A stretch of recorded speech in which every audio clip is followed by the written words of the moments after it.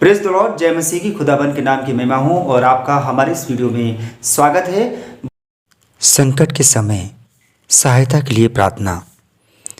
हे परमेश्वर, कब तक क्या तू सदैव मुझे भूला रहेगा?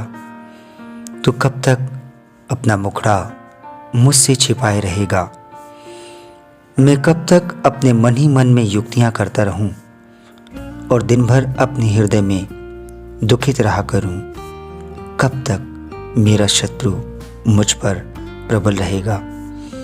हे मेरे परमेश्वर यहोवा, मेरी ओर ध्यान दे और मुझे उत्तर दे।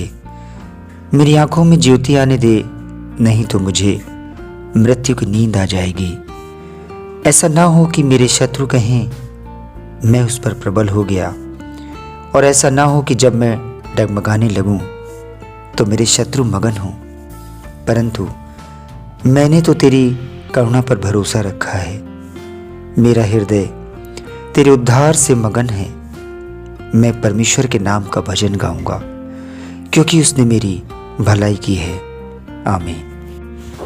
पहली आयत कहती है कि परमेश्वर हमसे क्यों दूर हो जाएगा। जो पहली आयत अभी है कि हे परमेश्वर, कब तक क्या तू सदैव मुझे भूला रहेगा। परमेश्वर हमें भूलना नहीं चाहिए। हमारे काम, हमारी सोच, हमारे विचार अगर परमेश्वर की आत्मा को शोकित करते हैं तो हम परमेश्वर से बहुत दूर हो जाते हैं। दूसरी आयत में इसका आंसर है कि मैं कब तक अपने मन ही मन में युक्तियां करता रहूं, दिन भर अपने हृदय में दुखित रहा करूं। जब आप मन में युक्तियां करेंगे, ऐसी ऐसी युक्तियां निकालेंगे जो दूसरे को नुकसान देने वाली हैं, ऐसी युक्तियां निकालेंगे जो परमेश्वर की आत्मा को शोकित करती हैं, तो ऑब्वियसली आप परमेश्वर से दूर रहेंगे।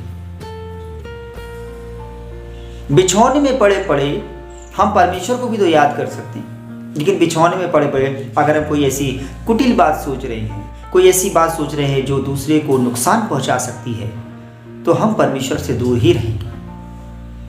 तीसरी आयत कहती है, हे परमेश्वर मेरे यहोवा, हे परमेश्वर, हे मेरे परमेश्वर यहोवा, मेरी ओर ध्यान दे और मुझे उत्तर दे। मेरी आंखों में ज्योति आने दे, नहीं तो मुझे मृत्यु की नींद आ जाएगी। जब परमेश्वर अपना ज्ञान देगा तो हमें समझ प्राप्त होगी।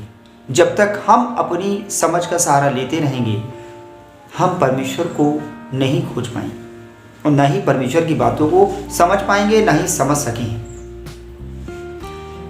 इसलिए हमें ये चाहिए कि हम परमेश्वर से प्रार्थना करें कि परमेश्वर तू मुझे अपना ज्ञान दे, परमेश्वर तू मुझे अपनी ज्योति दे, जिससे कि मैं तेरे अद्भुत रहस्यों को समझ सकूं। चौथी आयत कह रही है कि ऐसा ना हो कि मेरा शत्रु कहे मैं उस पर प्रबल हो गया, और ऐसा ना हो कि मैं जग में डगमगाने लगूं तो मेरा शत्रु मगन हो। क्योंकि इससे पहले परमेश्वर मैं तेरे साथ चलता हूं। अगर शत्रु मुझ पर प्रबल होगा, शैतान मुझ पर प्रबल होगा, तो इसमें परमेश्वर के नाम की महिमा तो होगी नहीं, और शत्रु यही चाहता है।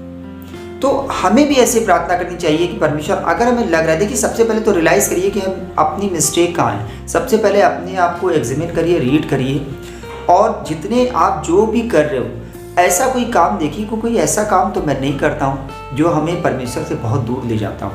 और अगर आप ऐसी चीज़ को समझ लेते हो बहुत जल्दी, तो आप परमेश्वर से प्रार्थना करोगे, प्रभु आप मुझे इससे दूर कर दें। और उसके साथ साथ आप उस काम को बंद करने का भी प्रयास करो, क्योंकि जब आप बंधन में पड़ जाओगे ना, तो आप चाहते हुए भी, जब वो कोई काम हैबिट में आ जाता है तो वो दूर नहीं होता है। आप चाहते हो कि मैं इसे दूर कर दूं, आप चाहते हो कि उसके बाद आपको आत्मा शोकित होती है, आप उससे पहले कर लेते हो, फिर बाद में सोचते हो मुझे ऐसा नहीं करना चाहिए, लेकिन ऐसा हो जाता है।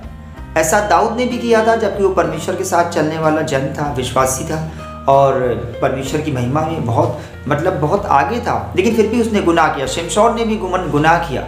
शिमशोन परमेश्वर का चुना हुआ नाज़ीर था, लेकिन वो दलीला के पास जाता था, तो वो ऐसा नहीं कि उसे ज्ञान नहीं था, उसे ज्ञान था, लेकिन दलीला के पास इसलिए जाता था क्योंकि वो बंधन में आ गया था, और संसार के आकर्षण ने उसको इतना ज़्यादा बाउंड कर दिया था, इतना ज़्यादा बांध दिया था कि वो मजबूर हो जाता था, हैबिट में आ गया था उसका जाना।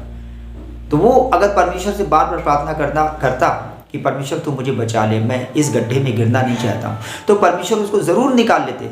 आप भी जब प्रार्थना करोगे कि कोई ऐसा काम जिससे आप छूट नहीं पा रहे हो, तो आप परमेश्वर से, आप सबसे पहले क्या होता है, जब हमसे कोई बुरा काम होता है तो हम परमेश्वर की प्रार्थना करना बंद कर देते हैं, या हमें ऐसा रियलाइज़ होता है कि हम कोई गुनाह कर रहे हैं, हम गलत कर रहे हैं, तो हम परमेश्वर से दूर हो जाते हैं। और वही चीज़ शैतान हमको अटैक करता जाता है और फिर वो हमको बहुत बुरी दशा में ला देता है। और अगर उस वक्त भी हम नहीं ये सोचे कि नहीं कोई बात नहीं, हम गलत काम कर रहे हैं, लेकिन फिर भी हम परमेश्वर की प्रार्थना करेंगे और परमेश्वर से कहेंगे परमेश्वर तू मुझे इस गड्ढे से निकाल।